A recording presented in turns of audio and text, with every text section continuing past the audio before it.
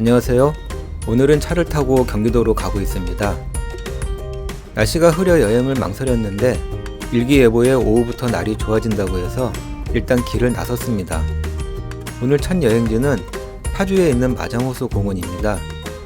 마장호수는 진입로가 여러 곳이라서 출발 전에 어디로 들어가는 것이 편리한지 검색해 볼 곳을 추천드려요. 자가용으로 간다면 주차장으로 검색하는 것이 빠릅니다. 주차장은 제1주차장에서 제7주차장까지 있는데요. 제1주차장은 관계자들만 이용할 수 있으니 참고하세요. 주차비는 상당히 저렴해서 하루 종일 주차해도 2,000원입니다. 이곳은 마장호수 제2주차장입니다.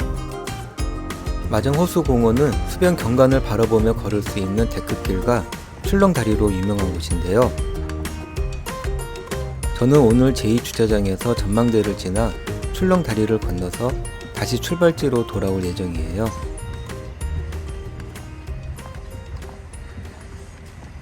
마장호수 둘레길로 가려면 주차장에서 호수 쪽을 바라보고 오른쪽으로 조금만 걸어가면 됩니다. 휠체어나 유모차도 이용할 수 있도록 내려가는 길이 따로 마련되어 있네요. 둘레길의 총 거리는 4.5km이고 천천히 돌아보면 2시간 정도 걸립니다.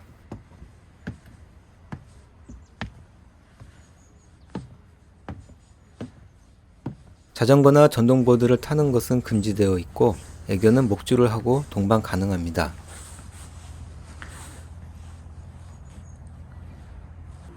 데크길을 조금 걸어가면 갈림길이 나오는데요. 어디로 가든 상관없지만 저는 오른쪽으로 올라갔습니다. 쭉쭉 뻗은 소나무들이 제법 울창하네요. 마치 산길을 걷는 기분이 들었습니다. 산책하기 좋아 보이죠?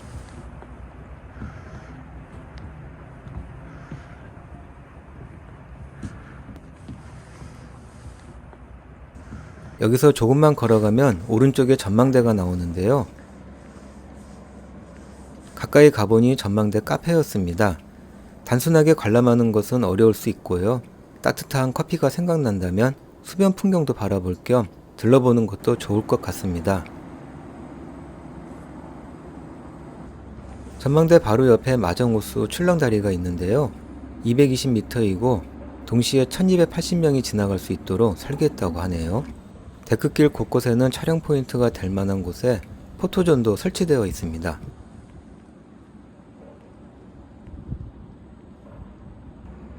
출렁다리는 아침 9시에 개방하는데 이용 시간은 절기에 따라 다르니 참고하세요.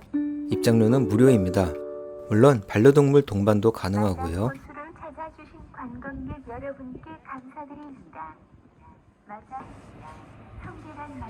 마치 호수 위를 걸어가는 기분입니다. 출렁다리라 조금 흔들리는데요. 그렇게 심하지 않았습니다. 강풍이 불면 폐쇄된다고 하네요.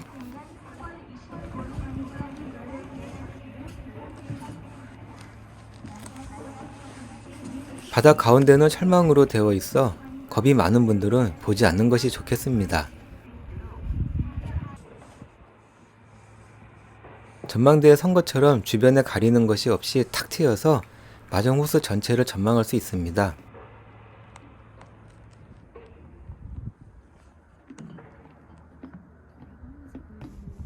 출렁다리를 건너면 수변 데크길로 이어지는데요.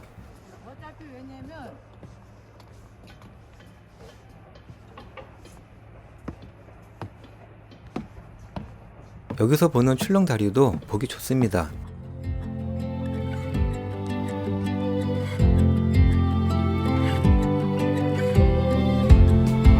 이곳은 보도교 구간인데요. 철제로 만들어진 다리입니다. 여기도 출렁다리와 마찬가지로 이용 시간이 있으니 참고하세요. 철길을 걸어가는 기분이 드는데요. 출렁다리와는 또 다른 느낌입니다. 데크길에는 쉴 수 있는 정자도 있는데요. 잠시 쉬었다 갈 겸 올라가 봤습니다.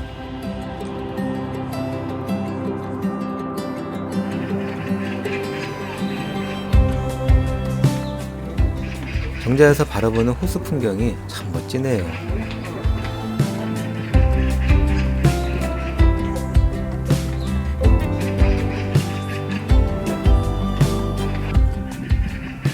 정자 주변 호수에는 오리와 철새들이 많이 서식하고 있어서 구경하는 재미도 있습니다.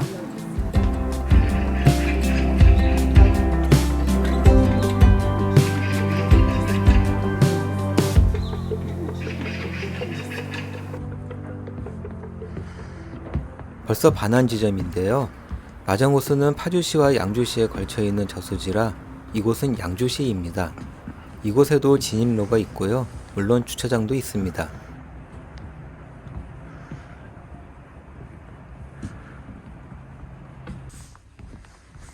마정호수 데크길에는 편의시설이 잘 갖춰진 캠핑장들이 여러 군데 있는데요. 캠핑장 종류도 다양해서 취향에 따라 선택할 수 있습니다. 사이트만 대여해서 캠핑하는 곳도 있고 이곳처럼 카라반에서 캠핑할 수도 있습니다. 주말에는 인기가 좋아서 사전 예약은 필수입니다. 여기는 식당가가 있는 사유지 구간입니다.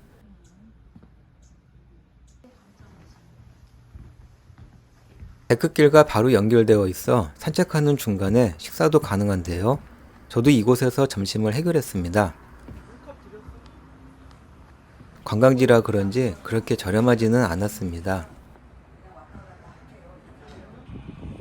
오후에 날씨가 조금 맑아져서 호수가 더 보기 좋네요. 고마운 햇살입니다. 파주에 왔다면 마정호수 공원은 꼭 한번 들러보시길 추천드려요.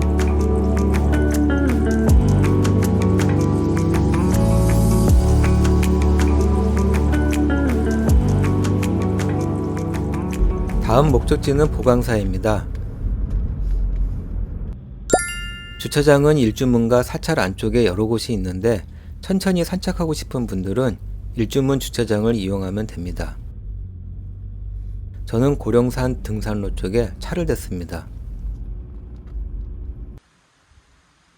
등산로 안내판에서 조금만 올라가면 갈림길이 나오는데요. 오른쪽은 등산로이고 왼쪽이 보강사 가는 길입니다.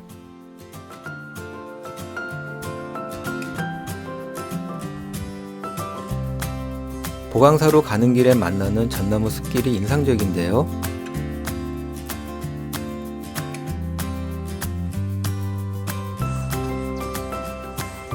규모는 작지만 벤치가 적당한 거리를 두고 곳곳에 마련되어 있어 잠시 숨멍을 하며 쉬어가기 딱 좋습니다.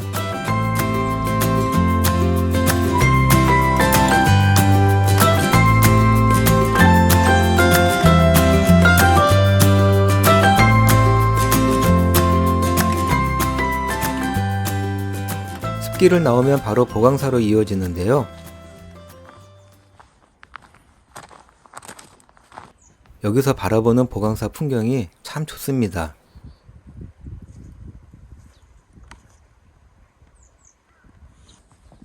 공양실 옆에 있는 장독대가 정겹네요. 보강사는 통일신라 진성여왕 8년에 왕명으로 도송국사가 창건한 사찰입니다. 임진왜란과 한국전쟁 때 불타긴 했지만 몇몇 정각들은 고스란히 남아있는데요. 그중 하나가 대웅보전입니다.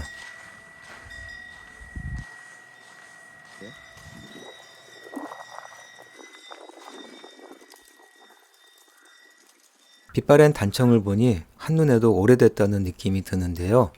조선 후기를 대표하는 사찰 건축물 중 하나입니다. 조선시대 영조 임금이 보강사 대웅보전을 중수하면서 현판에 자신의 글씨를 새겼다고 해요. 현재 걸려있는 현판이 영조의 친필로 알려져 있습니다.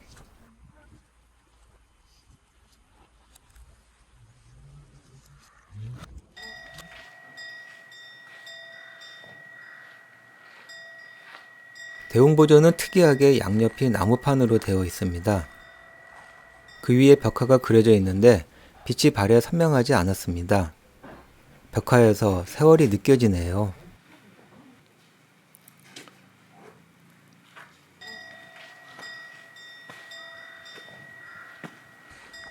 대웅보전 뒤편에는 수련 300년이 넘은 향나무도 있는데요. 어실각을 조성할 때 영조 임금이 직접 심었다고 합니다.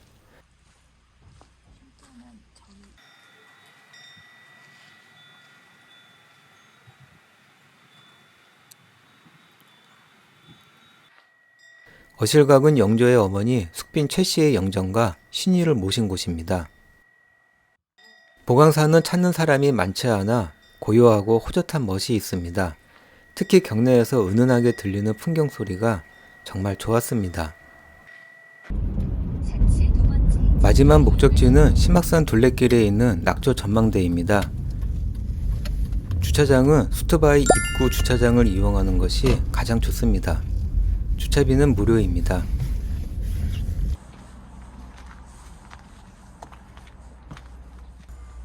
저는 이곳에서 수트바이와 배밭정자를 지나 낙조 전망대로 갈 예정입니다. 오늘 날씨가 정말 변덕스럽네요.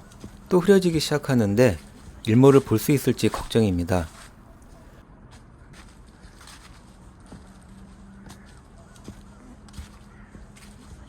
주차장에서 5분 정도 올라가면 왼쪽에 아치형 구조물이 나오는데요. 그 길로 들어가면 됩니다.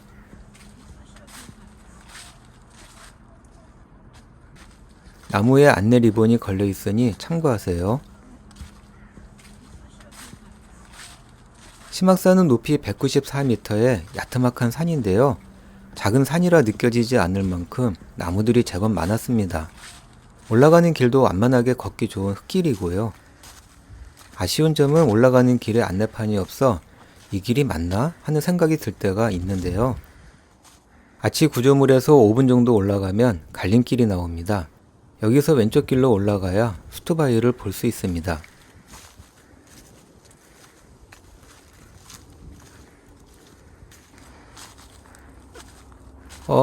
눈이 오는 것 같은데요.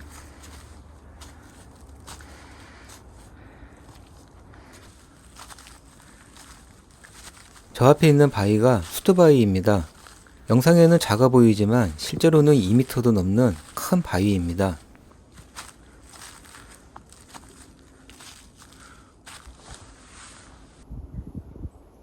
군인이 전투할 때 쓰는 투구같이 생겼네요.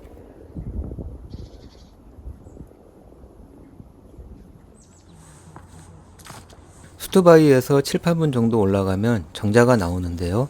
여기가 배밭 정자입니다. 이제야 표지판이 나오네요. 저는 이날 낙조 전망대로 가기 전에 정상 전망대도 다녀왔는데요. 영상 뒤편에 후기로 남길게요. 정상 전망대가 궁금하다면 후기를 참고하세요. 낙조 전망대로 가는 길은 심악산 둘레길 상에 있어 길 찾기가 수월했습니다. 또 평화누리길 6코스가 지나는 길이기도 해서 걷는 내내 나무에 걸려있는 안내 리본을 볼 수 있습니다. 오는 동안 다행히 날이 좋아져서 일몰을 볼 수 있을 것 같네요. 길은 완만한 오르막과 내리막으로 지루하지 않았고요. 정상 전망대로 가는 길보다 훨씬 수월했습니다.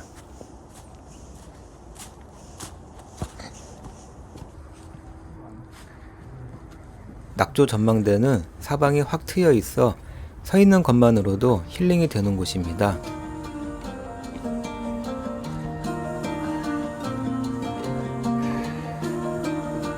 한강 너머로 떨어지는 일몰을 볼 수 있을 뿐만 아니라 가깝게는 출판단지, 멀게는 북한까지 전망할 수 있습니다.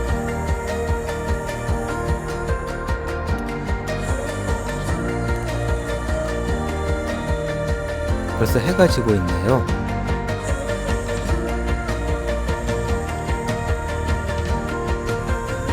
오늘 여행은 여기까지입니다. 시청해주셔서 감사합니다.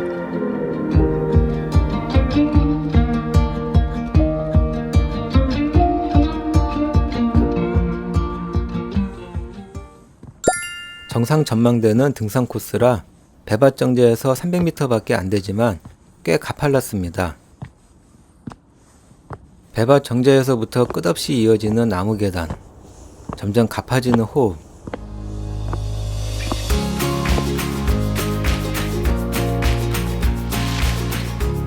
드디어 전망대가 보입니다.